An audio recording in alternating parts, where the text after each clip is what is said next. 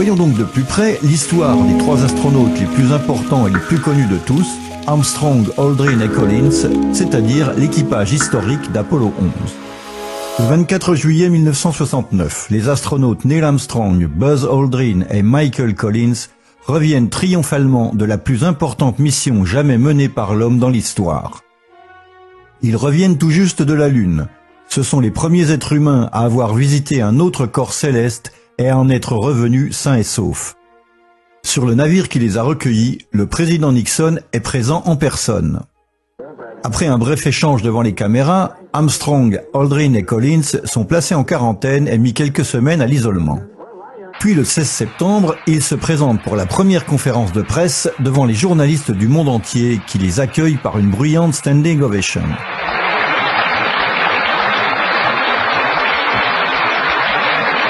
Tous s'attendent à voir trois héros pleins d'enthousiasme et de bonheur après la formidable mission menée à bien. Au lieu de cela, leurs visages paraissent tendus, sombres, presque soucieux. Ils ne semblent pas à l'aise et les moments d'embarras sont fréquents. Quand on leur demande quelle est pour eux la signification d'une mission qui a emmené l'homme sur un autre corps céleste, les trois astronautes ne semblent pas avoir un grand enthousiasme ni une grande envie de répondre. Many of us and many other people in many places have speculated on the meaning of this first landing on another body in space. Would each of you give us your estimate of what is the meaning of this to all of us?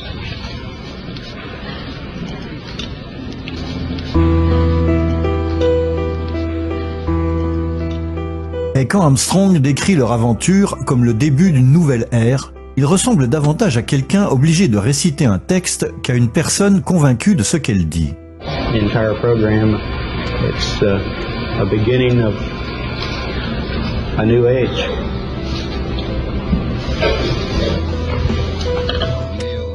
Mais le moment le plus embarrassant survient lorsque le célèbre journaliste Sir Patrick Moore leur demande s'ils ont pu observer les étoiles depuis la Lune. When you looked up at the sky, could you actually see the stars and the solar corona in spite of the glare? Mais aucun d'entre eux, étonnamment, ne se souvient avoir vu une seule étoile à l'œil nu. We were never able to see stars from the lunar surface or on the daylight side of the moon by eye without looking through the optics. Même Collins, qui est resté à tourner en orbite lunaire alors que les deux autres descendaient à la surface de la Lune, ne se rappelle pas avoir vu une seule étoile. I don't remember seeing any. Ceci constitue un fait véritablement déconcertant, étant donné que leurs collègues des missions Gemini qui les ont précédés de quelques années dans l'espace se rappellent très bien avoir passé de longues heures justement à observer les étoiles.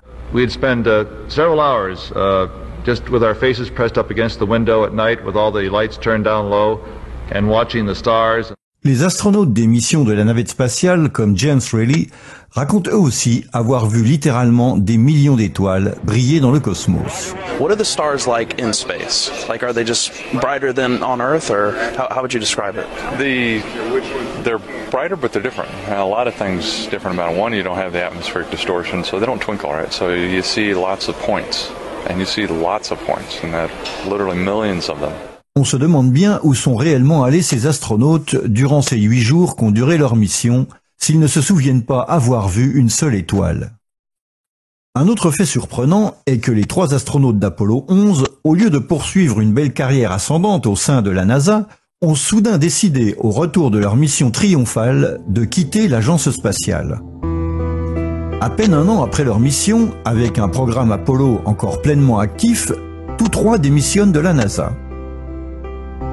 Armstrong disparaît littéralement de la scène, part vivre à la campagne et décide de ne plus donner d'interview, devenant alors timide et inapprochable. Et lorsque la NASA célèbre la fin du programme Apollo, qui en l'espace de 3 ans a emmené 12 hommes sur la Lune, Neil Armstrong, le plus important de tous, refuse de participer à la cérémonie. À son tour, Buzz Aldrin tombe dans une période de profonde dépression qui le porte, comme il le raconte lui-même, à l'abus de drogue et d'alcool. I thrived on addictive substances, alcoholism, and clearly that began to predominate in my unstructured life. En 1973, il apparaît sur une photo dans Paris Match, décidément changé dans son aspect. Aldrin déclare même au magazine français « On nous croit des héros, mais la Lune nous a brisés ». Lors d'une interview en 1994, on demande à Aldrin de donner un conseil aux jeunes qui, comme lui, veulent devenir astronautes. Mais au lieu de les encourager et de leur transmettre de l'enthousiasme, il les met en garde contre de possibles désillusions. Space and its frontiers certainly are new and challenging, and because they're new and challenging, they're also uncertain, and I think anyone aspiring that as a career field has to be equipped with a lot of patience and the ability to cope with things not turning out exactly the way they may perceive that they would ahead of time. Pourquoi un homme qui a mené à bien la plus importante mission de l'histoire humaine, plutôt que d'encourager ces jeunes, les met-il en garde contre les désillusions et les échecs? Ladies and gentlemen, Neil Armstrong. Armstrong lui aussi réapparaît de temps en temps en public, mais ce n'est certainement pas pour chanter les louanges de la NASA. Lors d'une cérémonie en présence de Bill Clinton en 1994, Armstrong prononce une phrase ambiguë et mystérieuse. Tandis qu'il parle à un groupe d'étudiants, il fait allusion à certains voiles qui protègent la vérité et que les jeunes devront lever pour aller de l'avant. We leave you much that is undone. There are great ideas undiscovered. Breakthroughs available to those who can remove one of truth's protective layers.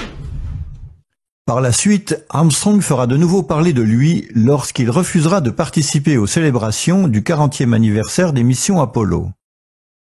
En 2004, le réalisateur Bart Sibrel tourna un documentaire intitulé Astronaut Gone Wild, dans lequel il interviewe les astronautes des missions Apollo et leur demande de jurer sur la Bible qu'ils ont vraiment marché sur la Lune.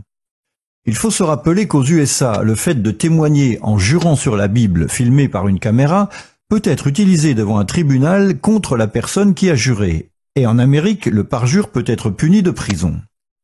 Nous ne savons pas si c'est pour cette raison, mais il est curieux de voir que lorsqu'il s'aperçoit soudain de la présence de la caméra de Sibrel, Armstrong refuse de jurer sur la Bible. Wanted to give you the opportunity to swear on the Bible that you walked on the moon. Will you put your left hand on the Bible and swear to God that you walked on the moon? Gentlemen. Mr. Sibrel. Yes? If you really walked on the moon, why would you not do that? So why don't you just put the... Même quand Sibrel lui offre $5,000 comptant à donner à une œuvre de bienfaisance, Armstrong refuse de jurer. You have $5,000 cash. You can give it to charity if you swear on the Bible that you walked on the moon. I have a tape. That'd be fine. Why don't you swear to... Why not? Why won't you do it? Aldrin aussi refuse de jurer sur la Bible. Why don't you swear on the Bible that you walked on the moon? Why don't you swear on the Bible that you walked on the moon? Sibrel continue d'insister et en arrive même à l'insulter, tant et si bien qu'Aldrin lui décoche un coup de poing au visage. Mais finalement, Buzz Aldrin, tout comme Armstrong, a refusé de jurer. Michael Collins, lui aussi, le troisième astronaute d'Apollo 11, refuse de jurer et s'enfuit même devant Sibrel comme s'il était le diable en personne. Asking you to swear in the Bible that you orbited the moon. Would you please go away? Well, if you really orbited the moon, why won't you swear in the Bible that you did so? I just don't understand why if you orbited the moon, you wouldn't have a problem about swearing to the Bible on it. Sibrel n'est évidemment pas un personnage qui se présente de manière amicale. Mais si l'un d'eux est effectivement allé sur la Lune, alors pourquoi ne pas jurer ? Il aurait suffi d'allonger la main sur la Bible et de dire « Je le jure » pour se débarrasser une bonne fois pour toutes de ce personnage encombrant.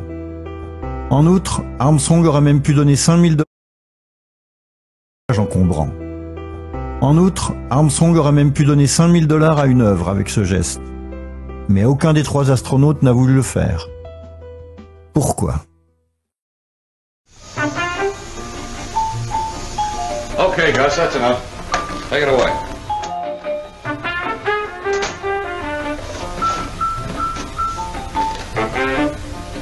All right, here we go now. Hold it. Come on, smile.